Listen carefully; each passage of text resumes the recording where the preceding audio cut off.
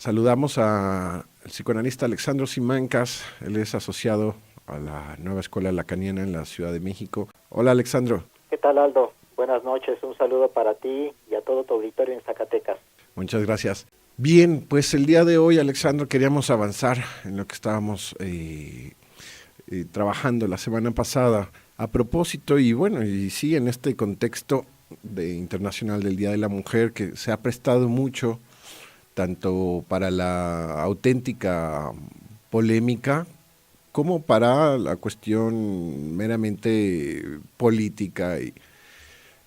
Quisiera dejar de lado la cuestión meramente política eh, y aprovechar más bien la auténtica reflexión que podemos hacer a propósito de la polémica que sucede y los distintos imaginarios alrededor de lo que se pretende, por ejemplo, con este paro nacional o esta convocatoria a hacer una especie de huelga o marchas, principalmente allí en la Ciudad de México. No sé si tú estás más cerca ahorita de eso, si nos quieres comentar algo, pero sí, quisiera yo despejar un tanto los imaginarios que podemos hacerlo desde el discurso psicoanalítico y recordando una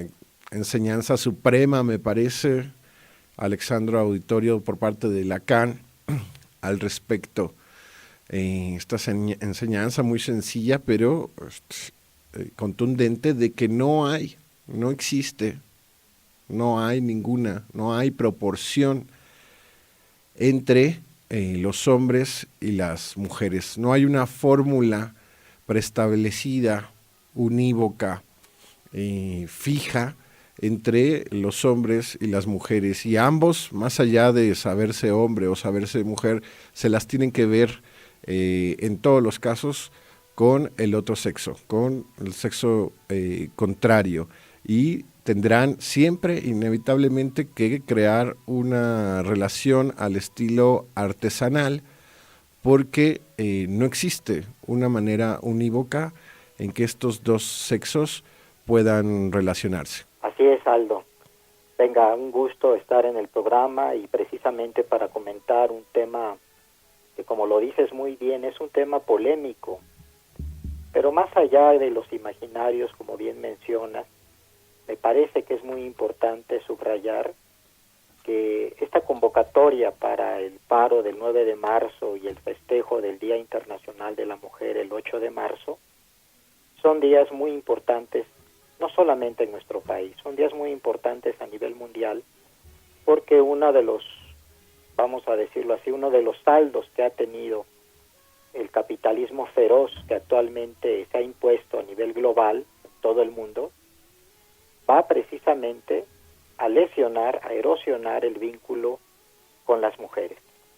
Esto es indudable. Más allá de que ciertas fuerzas políticas o económicas quieran aprovechar estas convocatorias, estos días de reflexión, de lucha, de argumentos, lo cierto es que la situación de las mujeres a nivel mundial es una situación muy difícil. No faltará quien me diga que es la especie humana quien se encuentra en una crisis muy grande y que tanto hombres, mujeres, niños y ancianos nos encontramos en un momento de la civilización verdaderamente precario, al menos para el 80% de la población mundial, precisamente por la injusticia social y la injusticia en cuanto al reparto de la riqueza en el mundo. Sin embargo, es bien importante subrayar, es muy importante reflexionar que la violencia hacia las mujeres, que la particularidad que las distingue en relación a los hombres, al sistema en el que vivimos, a su situación laboral, ¿sí?, es muy importante reflexionar sobre ello. Y efectivamente me parece que esta convocatoria que se ha hecho para el paro el 9 de marzo, me parece que es una convocatoria que en lo personal atiendo, aplaudo, porque me parece que es muy importante que las mujeres entre ellas mismas se organicen, propongan, debatan, ¿sí? Por otro lado, también hay que recordar que el 8 de marzo, este Día Internacional de la Mujer, precisamente lo elevó la ONU, la Organización Mundial de las Naciones Unidas, a partir de las luchas que llevaron a que las mujeres primero pudieran votar, pudieran trabajar y pudieran comenzar precisamente a emanciparse de su relación con los maridos, de las familias, y posteriormente, con el paso del tiempo, también de sus trabajos, del área laboral. Entonces, antes que nada, Aldo, yo festejo esta convocatoria. Me parece que es más que necesaria debido a la enorme vulnerabilidad de la población femenina en nuestro país y a nivel mundial, independientemente de que nosotros podamos establecer análisis particulares o singulares respecto a lo que es la pulsión de muerte, la agresividad o la violencia en las mujeres mismas. Sí, bien, exactamente.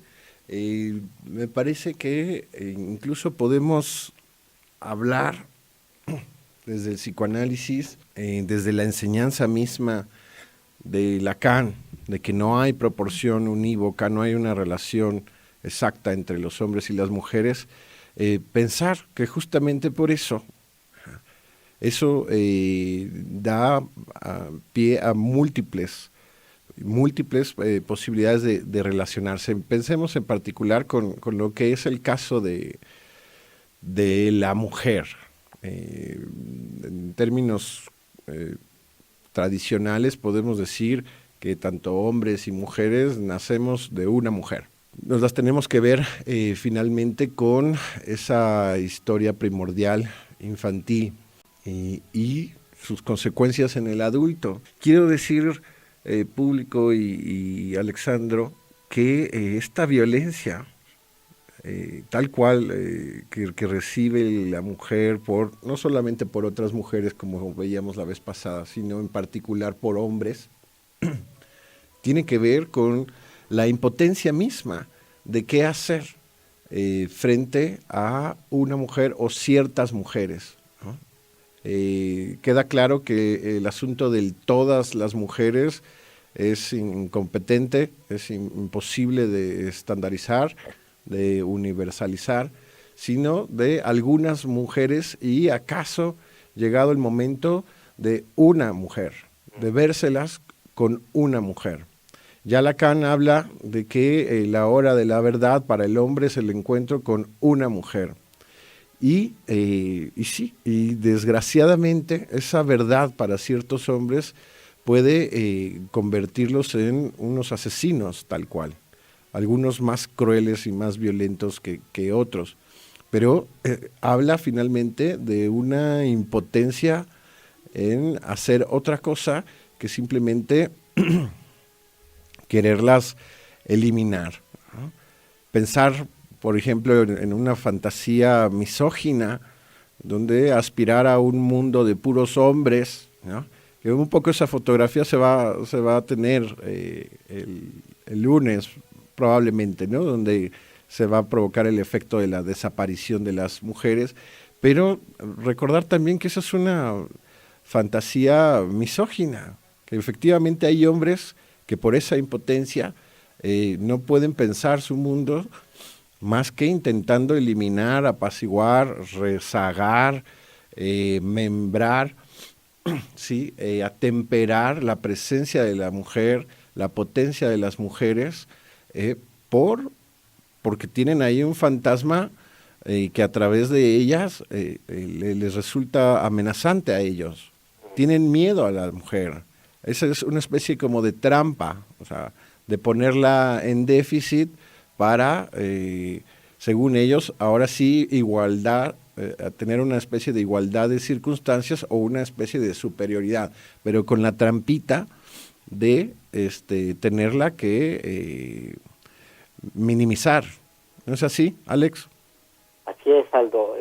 Me alegra que hayas tocado este tema porque me parece que es muy importante mencionar, precisamente yéndonos a la enseñanza de Lacan, que si bien es cierto que él postuló en algún momento que la mujer no existe, hoy en día, y precisamente él anticipándose a nuestros tiempos, también podemos decir lo mismo de los hombres.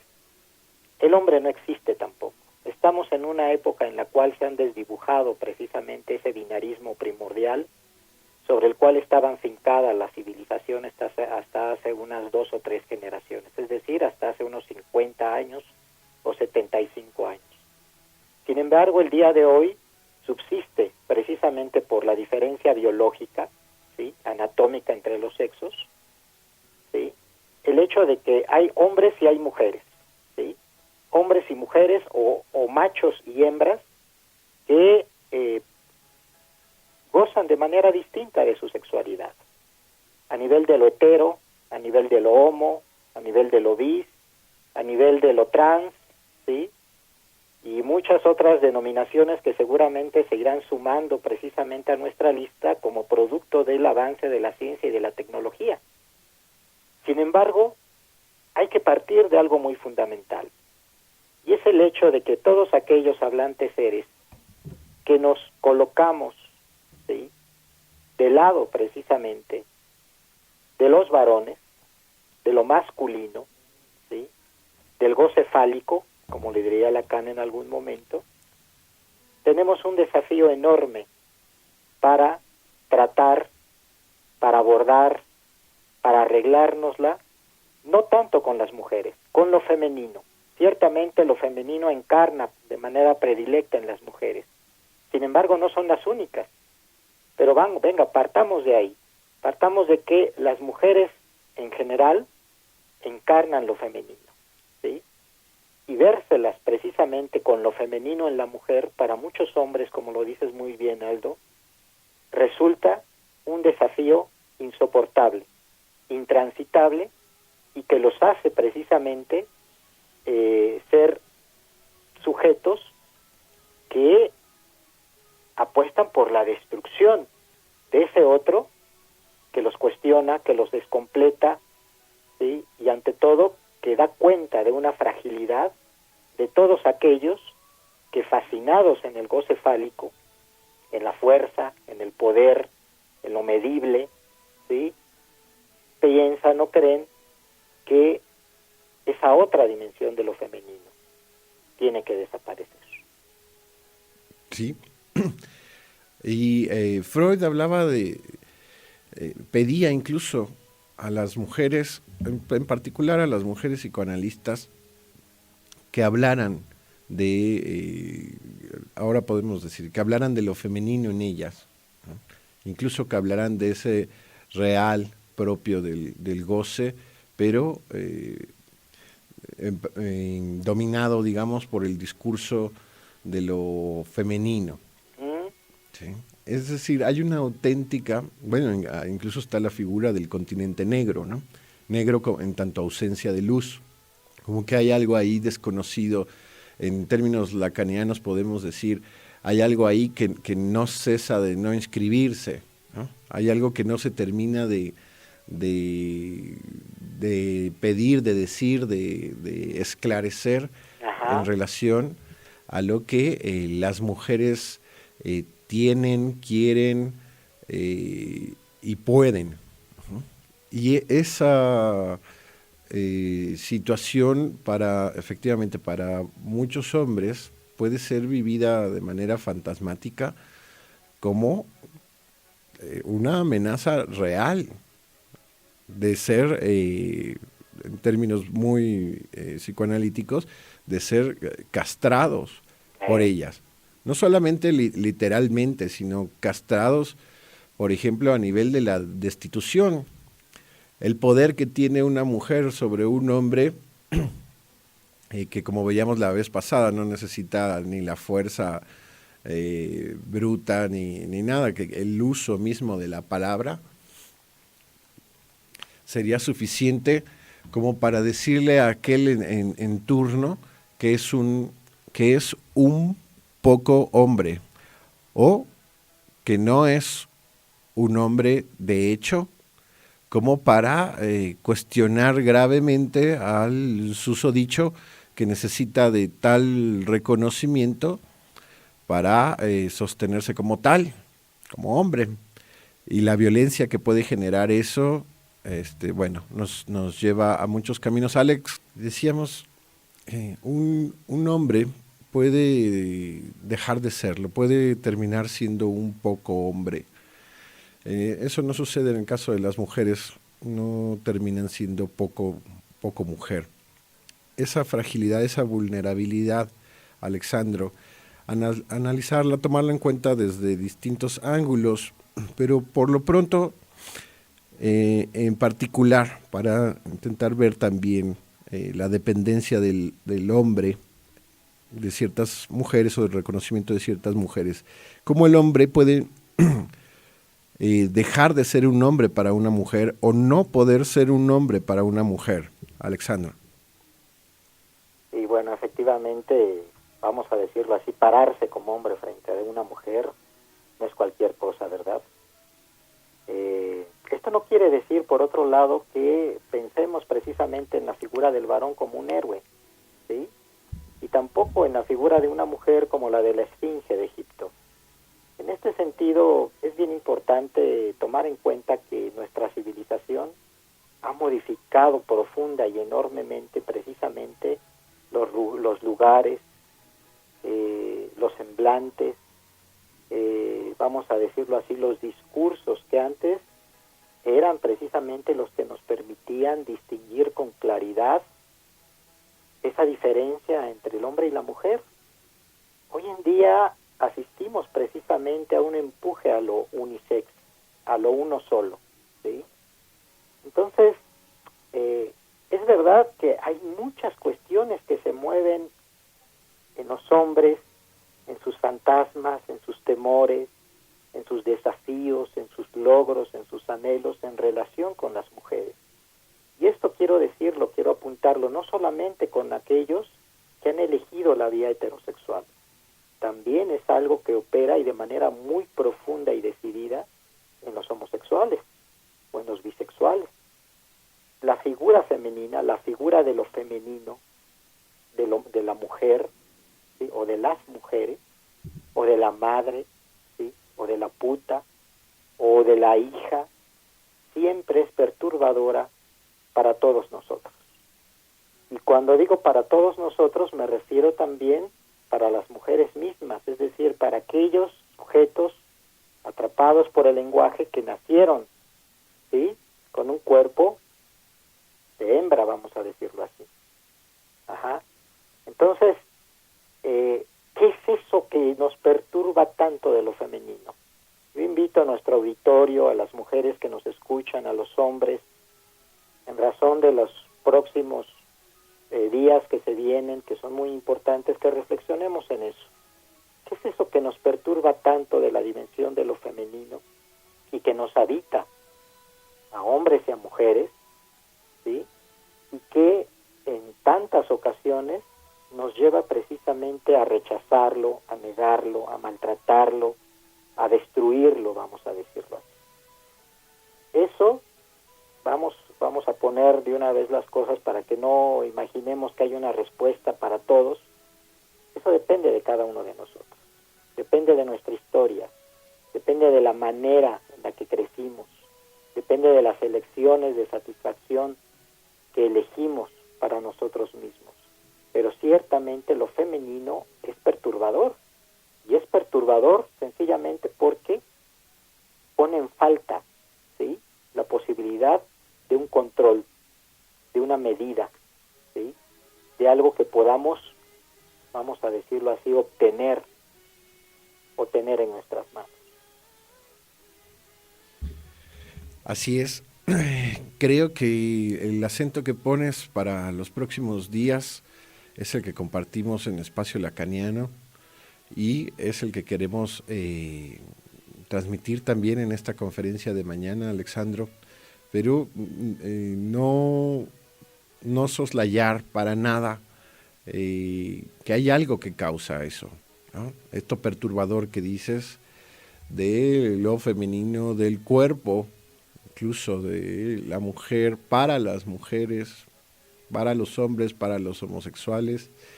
En fin, es para bien y para mal, digamos, las mujeres son principalmente las portadoras de esto que podemos llamar lo femenino y que domina y que agita al mundo, no solamente hoy, sino desde el momento en que existen los hombres y las mujeres, y hacer también la salvedad, Alexandro, como tú lo hiciste, de que eso no se va a resolver. Siempre tendrá que tener una resolución singular, personal, lo cual, por supuesto, no quiere decir que no se siga avanzando en la justicia con las mujeres, en la igualdad de derechos, de circunstancias, a todos los niveles.